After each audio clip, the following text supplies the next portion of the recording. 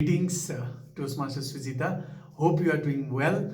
And yes, it is a very confusing, and I would say difficult project as well in Toastmasters journey, especially in pathways, understanding your communication style, understanding your leadership style, and also understanding the value of mentorship. This particular project, these three projects are kind of tricky, but it's kind of helpful as well in real life. To deeply delve into your project. Now, in this project, the main you have two purpose of this project. The project purpose number one is how Toastmasters envisions mentorship is something you have to portray through your speech, and you have to do that. I'll say how. So this is what you should do. Purpose number one is that how Toastmasters envisions mentorship. That thing you have to mention by how, and how is something I'm going to say. And number two, second purpose is that you have to share your experience. You have to share your experience as a protege, and also highlight the importance and any aspect you can explain about your protege experience. So there are two purposes. First, how Toastmasters envisions mentorship. Second, how as a protege in your life you have benefited from it. So these are the two purposes you have to fulfill. Now, how?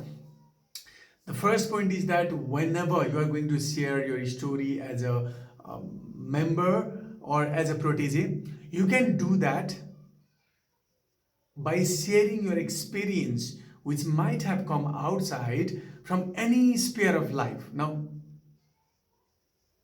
note this point because it is somewhere we get confused. If you don't have mentor in Toastmasters yet, it's absolutely fine. No need to worry. You might have other mentors in your life.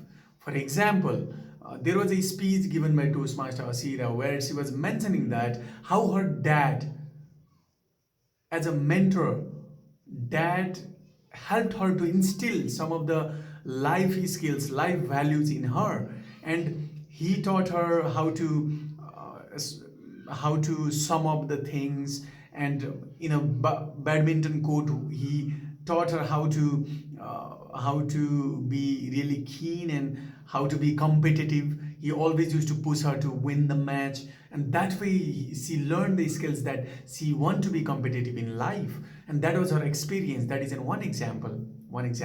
So likewise, you might have your mother who have taught you the skill of endurance in life, right? Whenever the difficult situation comes, you endure the difficulty and you portray your resilience and bounce back.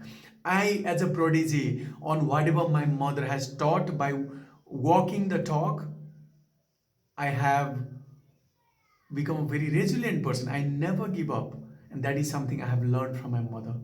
And that aspect might be your experience as a protege. Not only your father and mother, there might be you might have your friends, you might have your small cousins or your husband or anyone, your beloved, or anyone who have inspired you, or you have learned from them. You can share the value which you have learned from them, and that aspect of your life you can portray in your speech.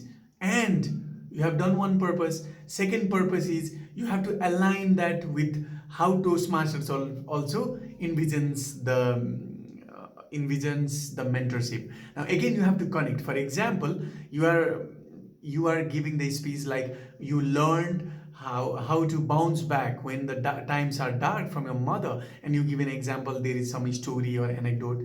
Once I was there and mother was doing this, and it was such a heavy time, and I was really worried, and I was looking to the mother, how would she react and all. And then you saw your mother holding to that dark times, and she had a perseverance to bounce back. And by saying that, you have learned the resilience. You said that, right? So first purpose, sharing your aspect, done. Now again, you link with that.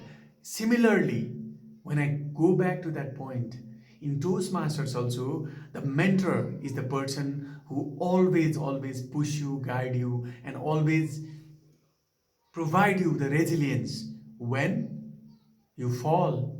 in your speech. When you feel that you cannot do, then mentor is that gentle push which will say that you can do it. And whenever it's difficult for you to stand on your own feet, then mentorship is the support system which will help you to get on your own feet. So likewise, you construct the speech and deliver to the audience. See how easy it is.